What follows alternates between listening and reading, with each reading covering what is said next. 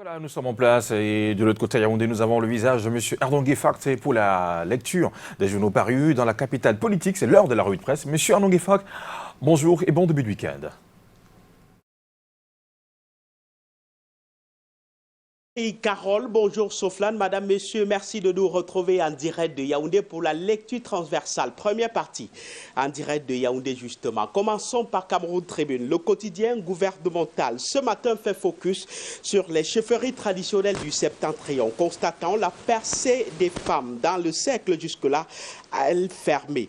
Dans un environnement conservateur, elles occupent de plus en plus des responsabilités auprès des chefs traditionnels des régions de la Damawa, du Nord, de l'extrême Nord. 123 femmes notables sont dénombrées à ce jour. Une véritable révolution qui augure un avenir radieux pour la promotion de la femme. Le journal de Marie-Claire Nana fait un focus de 2 pages sur le sujet ce vendredi matin.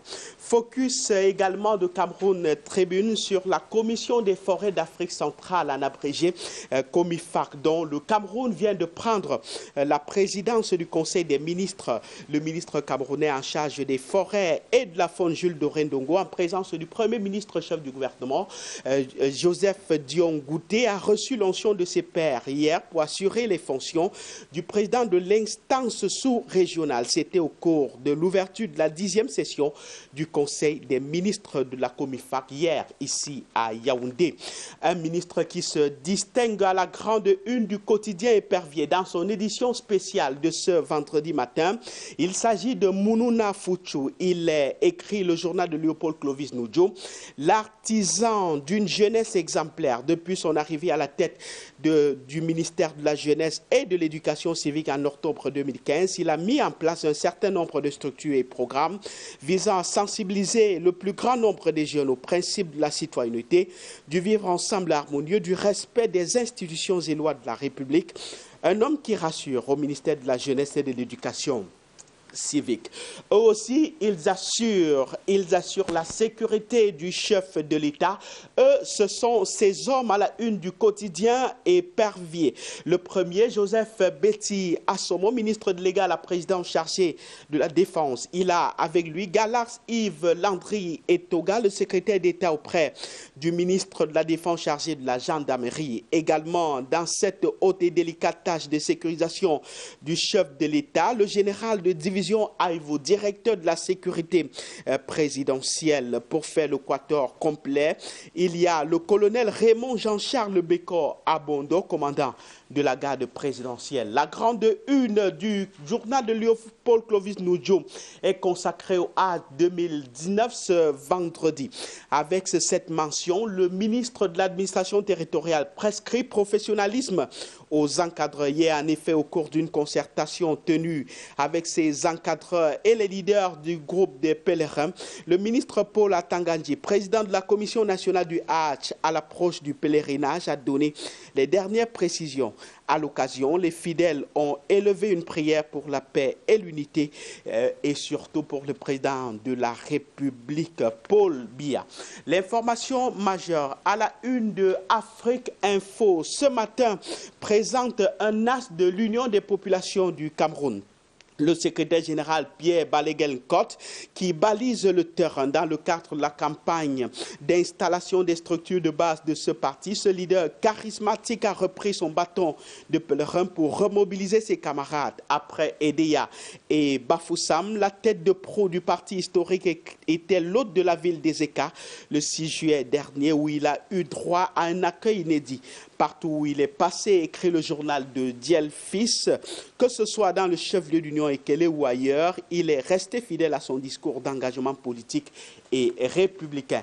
Avec le bi-hebdomadaire Suite Info Plus en kiosque ce vendredi matin, rendons-nous dans la région du Sud, justement, département du Ndiaye-Lobo, dans la commune de Saint-Mélima.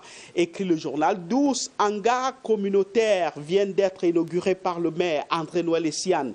Le président de la section du Rassemblement démocratique du peuple camerounais du Ndiaye-Lobo 1 a tenu à construire ces hangars, ajoutés au logement d'astreinte dans les différents villages pour répondre aux besoins des populations. La zone rurale, qui représente 80 80% de l'arrondissement, qui représente donc 80% de l'arrondissement de Sang-Mélima, pour 70% de population qui, au même titre que ceux des zones urbaines, méritent une attention particulière, déclare le maire André-Noël Essiane, celui que les populations ont surnommé là-bas le grand bâtisseur.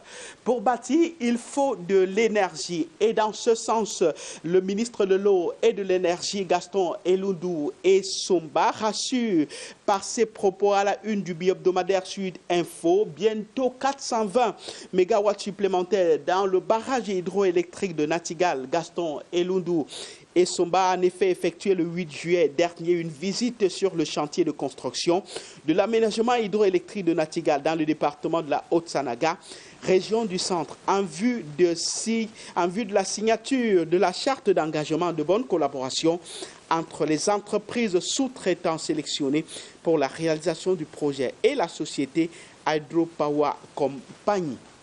L'économie nous informe ce matin que tout cela contribuera assurément au respect des délais savamment rappelés pour ce qui est du projet par Gaston Eloundou Essomba. Les constructeurs se sont engagés à livrer l'ouvrage en fin 2023 pour une capacité de 420 mégawatts, on le disait tout à l'heure. Le ministre de l'eau et de l'énergie a entrepris donc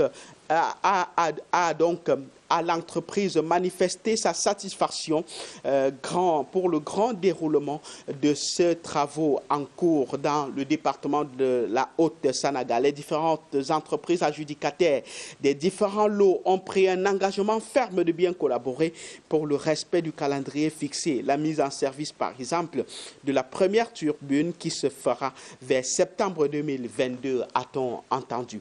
La grande une du quotidien L'économie ce matin parle de ces société ingérable du Cameroun. Pour expliquer le sens du mot ingouvernable ou bien ingérable tel que le journal l'entend, certains articles des lois du 12 juillet 2017 et des tests du 19 juin 2019 plongent les administrateurs et le top management dans l'illégalité après l'expiration de leur mandat. Un contexte favorable à la tenue des conseils pour orienter et valider les actions ou même pour déposer les démissions de ces responsables-là. Le hebdomadaire Essinga en kiosque ce matin présente 9 directeurs généraux qui auraient encore 2 mois seulement pour démissionner de leur poste. Ils sont frappés de cette limite où le seront bientôt. Les tests et lois sont contre eux après ces délais et ils devraient réagir avant que les choses ne soient autrement, écrit le journal Essinga en kiosque ce vendredi matin. Le mensuel d'information dédié aux start-up, Startup Time, nous dévoile à sa une ce matin un champion. Il s'agit du projet Agristech, désigné meilleur projet TIC de l'année 2019. L'application qui assiste les petits producteurs dans la détection et le traitement des maladies des plantes agricoles est le gagnant du prix spécial du président de la République à l'issue de la semaine de l'innovation numérique au Cameroun qui s'est achevé le 28 juin 2019 à Yaoundé. Horizon Nouveau Magazine, ce matin, nous amène dans le champ monétaire. Son constat fait état d'une dévaluation du franc CFA en catimini, malgré la parité fixe avec l'euro conformément à la convention liant les pays africains francophones à la France en matière monétaire. Le cours du franc CFA fluctue pourtant. Dans son édition de ce vendredi, des enquêtes, des analyses et des commentaires sur le sujet. Tous les éléments sont convoqués dans ce numéro pour comprendre la crise des devises de la zone CEMAC. Aussi publié pour enrichir de ce matin l'intégralité de la coopération franco-camerounaise en matière monétaire et économique. En violation de des principes de cette collaboration, le financier d'Afrique nous informe que 2188 comptes en devises sont ouverts dans l'illégalité en zone CEMAC. La répartition est faite et le Tchad est en tête de file avec 1413 comptes. Le Cameroun arrive arrive deuxième, bien loin derrière, avec 244 comptes. Le Gabon 239, le Congo 202, la Guinée équatoriale 59 et 31 comptes pour la République centrafricaine. Une situation que le journal qualifie de faveur erronée qui a créé une sorte de spéculation boursière. Ali, en page 11 du journal Le Financier d'Afrique en kiosque ce matin. Des chiffres, le bi-hebdomadaire Défi Actuel nous en présente à sa une, peut-être pas ceux de la bourse, mais celui du compte d'opération de la BEAC. Pour exemple, en fin mai 2019, le marqueur est à 3 457 milliards de francs CFA. Abbas Mahamat Toli, gouverneur de la BEAC, le 4 juillet dernier à Douala, a fait une communication importante à l'occasion de la réunion de haut niveau pour sensibiliser sur la nouvelle réglementation de change en zone CEMAC. L'intégralité de cette communication a retrouvé en page 9 du journal Défi Actuel en kiosque ce matin. L'information majeure du journal Défi Actuel ce matin revient sur les faits, sur ces faits importants qui ont marqué la tanière des Lions indomptables de football. Le journal questionne ce vendredi le sort du coach Clarence Seedorf et son adjoint Cleaver, l'affaire des primes avant le départ des Lions pour l'Égypte, le stage au Qatar, le rôle de Samuel Eto'o et l'absence de Roger Mila. Des révélations de Sédou Mbombo Njoya, président de la Fédération camerounaise de football, dans une interview fleuve en page 2 et 3 du journal Défi Actuel, parution de ce vendredi matin. Madame, Monsieur, restez sur le fil de l'actualité brute telle que traitée par nos journaux. Mais la suite, c'est à Douala avec Michael Kiptio. Bonjour à vous. Bonjour Arnaud, bonjour à tous. La suite avec le quotidien La Nouvelle Expression qui nous parle justement de ces rapports d'enquête parfois commandés par le président de la République ou alors par le Premier ministre à la suite de certaines catastrophes enregistrées dans notre pays. Le dernier rapport en date, c'est bien celui relatif à l'incendie enregistré à la Société nationale de raffinage à Limbé et le journal qui constate pour s'étonner que le rapport a été déposé à date. Le jour dit la date butoir. Effectivement, le rapport sur l'incendie de la Sonara a été déposé par le ministre Gaston Elondo Essomba, le ministre justement qui était en charge de cette enquête, l'enquête justement à la Société nationale de raffinage. Le journal revient sur d'autres enquêtes qui ont été commandées dans notre pays et dont les résultats n'ont jamais été déposés et se demande pourquoi pour le cas de la Sonara on est allé si vite. Le journal s'interroge pour conclure en disant justement qu'il s'agissait d'un cas un tout petit peu particulier avec la taille de l'entreprise et sa contribution à l'économie camerounaise. Et la conclusion du quotidien La Nouvelle Expression ce jour, qu'est-ce qui bloque souvent les résultats des enquêtes dans notre pays, même si le journal déplore le fait que ces enquêtes ne sont pas publiées et mis justement à l'attention du public camerounais. Et la grande une du quotidien La Nouvelle Expression, vous le voyez, parle des mouvements intervenus au sein des universités camerounaises hier avec le recteur de Douala qui a été viré. Les mouvements intervenus dans ces universités d'État ont particulièrement frappé le professeur François Xavier, tout emporté par de lourds dossiers qui empoisonnaient l'atmosphère dans l'institution depuis des mois maintenant. Et il est donc remplacé par le professeur Magloire Ondoa, enseignant de droit public et doyen de la faculté des sciences juridiques et politiques de l'université de Yaoundé 2 au moment de sa nomination. C'est donc désormais lui qui présidera aux destinées de l'institution universitaire. Selon des indiscrétions glanées par La Nouvelle Expression ce jour, la mauvaise gestion de l'université de Douala serait à l'origine du limogeage de l'ancien recteur de l'université pendant qu'il était à la tête de cette institution il y a près de 4 ans. Plusieurs crises ont éclaté. On cite à titre d'exemple les multiples grèves des enseignants membres du syndicat national des enseignants du supérieur. À côté de ces grèves des enseignants, celles des personnels contractuels sont venues alourdir l'ambiance dans cette université. Le problème de salaire des enseignants, des filières professionnelles de l'université de Douala également. Et à côté de la nomination du nouveau recteur de l'université de Douala, le professeur Magloire Ondoa, Le président de la République a pareillement nommé des présidents de conseils d'administration de certaines universités d'État au Cameroun. Et le tri-hebdomadaire régional d'information du Nord Cameroun, l'œil du Sahel, en parle aujourd'hui également à sa une de ces nouveaux présidents de conseils d'administration finalement à la tête des universités de Ngaoundéré et de Maroua. Le journal les présente comme ces deux fils du Nord Cameroun dans la catégorie des présidents de conseils d'administration, deux fils du septentrion qui ont donc été nommés. Il s'agit d'Abdoulaye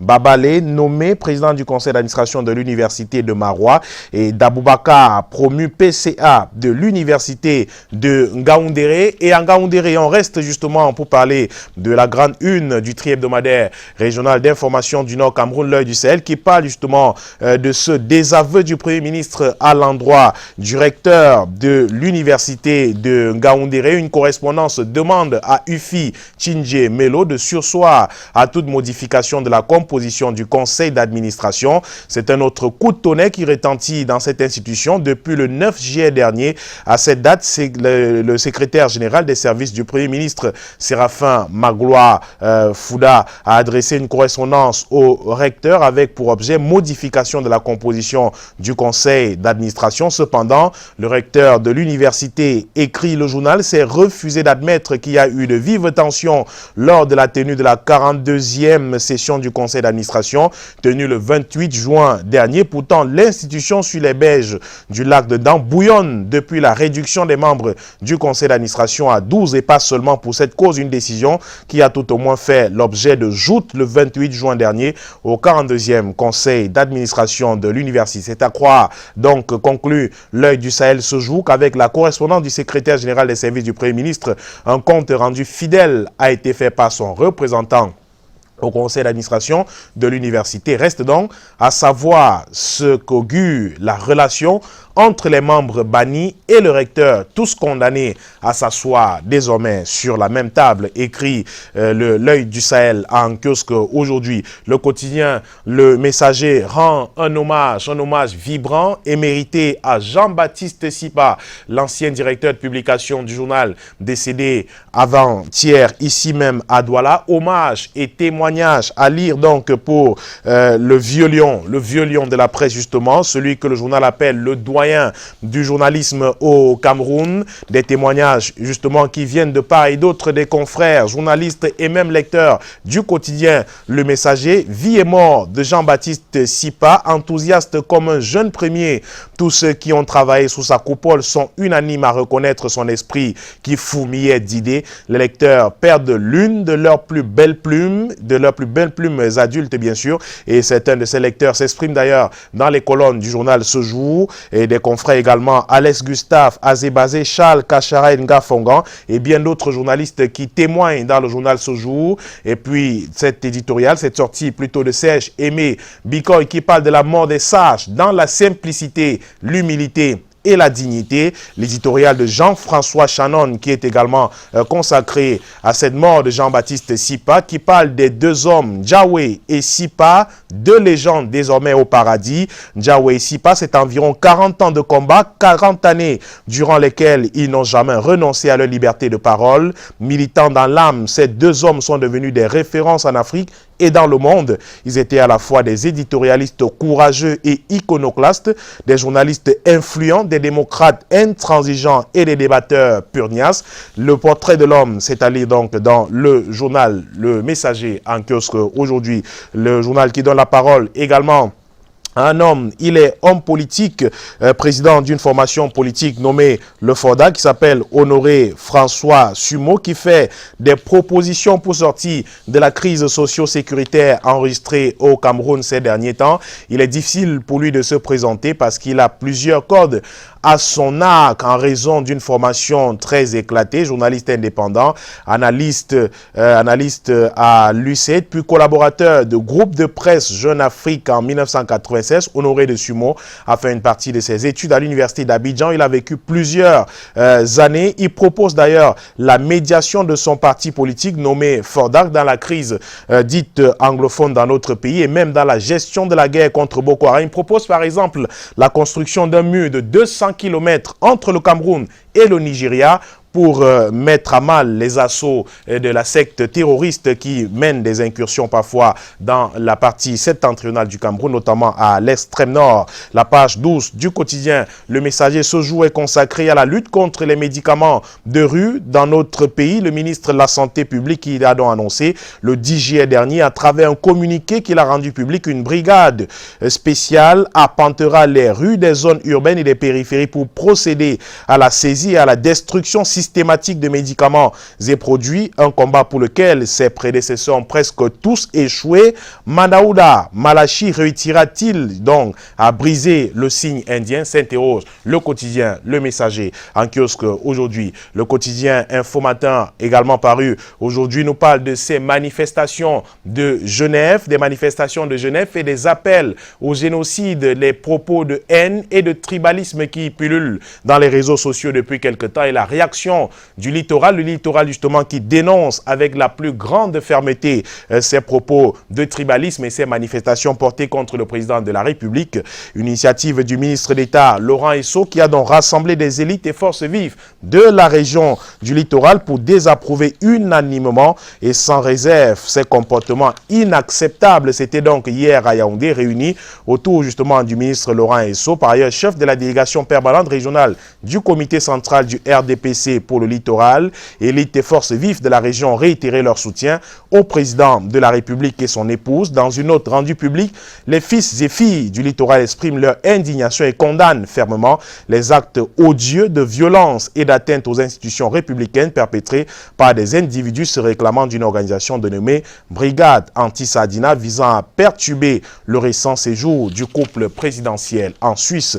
Les détails ou alors la lettre signée de ces élites ou alors de ces fils et filles du littoral à lire en intégralité dans les colonnes du quotidien Info Matin en kiosque aujourd'hui. Et on termine avec ce magazine, le magazine Afrique Business Magazine qui nous parle justement de la gouvernance mondiale et du nucléaire désormais au cœur des enjeux économiques dans le monde. Les États-Unis d'un côté, la Russie de l'autre justement qui s'emploie à utiliser justement le nucléaire désormais aujourd'hui pour s'en sortir. Une nouvelle course justement aux armements est assez discutable, mais on voit des dynamiques de modernisation qui se jouent à la fois du côté de l'ancienne bipolarité et qui interagissent avec l'Asie. Et pour les deux puissances à vocation globale et engagées dans des systèmes d'alliance étendus, cette posture nucléaire est un enjeu de crédibilité. S'agit-il pour autant d'une course aux armements?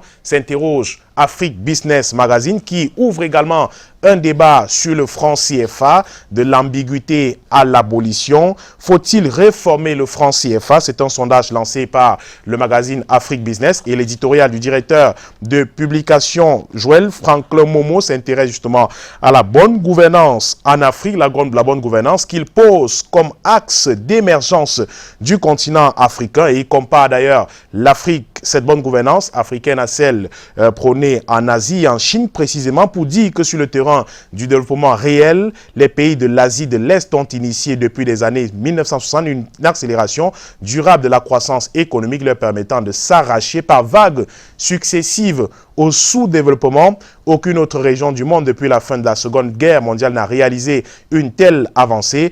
Et Joël Franklin Momo, directeur de la publication d'Afrique Business Magazine, par ailleurs consultant en communication, propose justement à l'Afrique de se mettre justement à cette bonne gouvernance pour atteindre son émergence. C'est à lire dans le magazine Afrique Business, la publication de ce mois de juillet 2019. Merci beaucoup Michael Tipkio. On va s'intéresser maintenant à l'actualité internationale. Oui, on va se rendre à l'étranger, Soflan, oui. Et le premier arrêt c'est au Bénin justement avec le président Patrice Talon qui reçoit les recalés des élections législatives. Patrice Talon qui les a donc reçus, c'était il y a quelques jours. Dans un message, le chef de l'État béninois à la nation s'était engagé à organiser un dialogue direct, franc et constructif avec l'ensemble, avait-il dit, de la classe politique. Une première rencontre est donc annoncée pour ce 15 juillet à la présidence de la République. Il est question pour le chef de l'État de décrisper un tout petit peu le climat tendu dans le pays depuis la fin de l'élection présidentielle, écrit le site RFI. Et Jeune Afrique nous amène au Congo pour nous parler du Fonds monétaire international, le FMI, qui valide un programme d'aide au Congo-Brazzaville. Le conseil d'administration du FMI qui a donc approuvé, c'était hier, ce programme triennal à destination de la République du Congo portant sur un montant de 448,6 millions de dollars. Une première tranche de 44 millions de dollars doit être immédiatement débloquée et reversée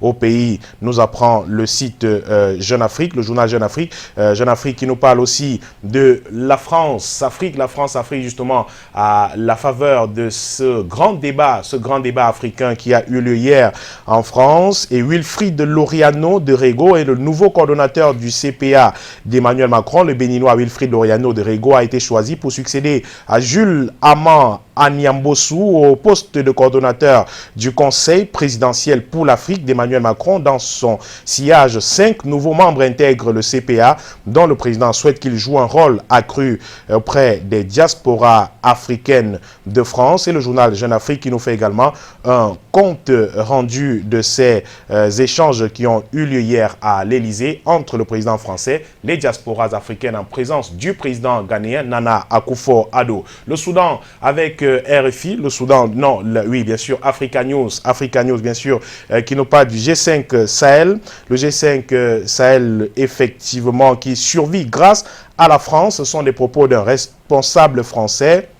Sans les forces françaises de l'opération Barkhane, justement, les États du G5 Sahel s'effondreraient sur eux-mêmes. La déclaration est d'un général français, le général François Lecointre, chef d'état-major de l'armée française. Le militaire ajoute que les forces envoyées par Paris dans la région sont la digue dans laquelle le terrorisme deviendrait incontrôlable. Il s'est exprimé sur une chaîne d'information française hier matin et l'information fait donc le tour du monde. Et on quitte effectivement Africa News pour reparler avec RFI qui nous amène au Soudan et nous parle de ce régime militaire qui annonce avoir déjoué une tentative de coup d'État. C'est ce qu'a affirmé hier soir un représentant du conseil militaire au pouvoir lors d'une allocution retransmise en direct à la télévision nationale. Cette annonce survient alors que militaires et opposition politique doivent signer dans les jours qui viennent un accord définitif de partage du pouvoir négocié sous l'égide de l'Union africaine et de l'Éthiopie. Et on termine avec du sport, le football effectivement et la Coupe d'Afrique des Nations 2019 et les affiches des demi-finales de la compétition qui sont connues.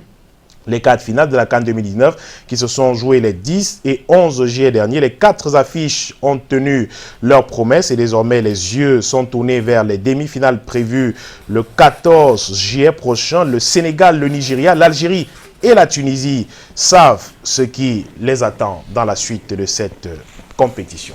Merci beaucoup Michael, on vous souhaite de passer une excellente journée et surtout un bon week-end. On aura beaucoup de plaisir à vous retrouver si Dieu le veut lundi ou bien dans 2 semaines. Ouais, pourquoi pas. Pourquoi pas. Allez, passez une excellente journée. On ne vous titille pas aujourd'hui avec la chanson du cœur. 7h passé de 30 minutes. Nous allons tout de suite marquer une pause pour valider cette case publicitaire.